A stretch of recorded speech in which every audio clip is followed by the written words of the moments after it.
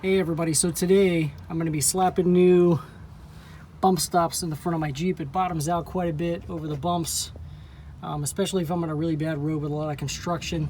So this is actually a really simple, straightforward process. You've got your buckets in there right here where the bump stops have fallen out previously. Go ahead and grab your new bump stop and just stick it up in there. Might need a little bit of extra persuasion, but I was able to push the other one in using just my hand.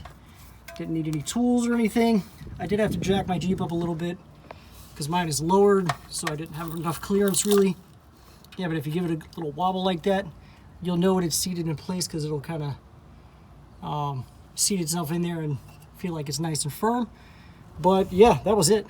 I was able to install it just like that. Only takes a few seconds. These things are pretty cheap. I think like 15 bucks a pop. I think I ordered on my eBay, I ordered these actually from Advanced Auto Parts. About 15 bucks a piece, I think. So there you have it. Really simple, straightforward, easy process. Put new bump stops in. Stop slapping the metal on metal when you hit major bumps.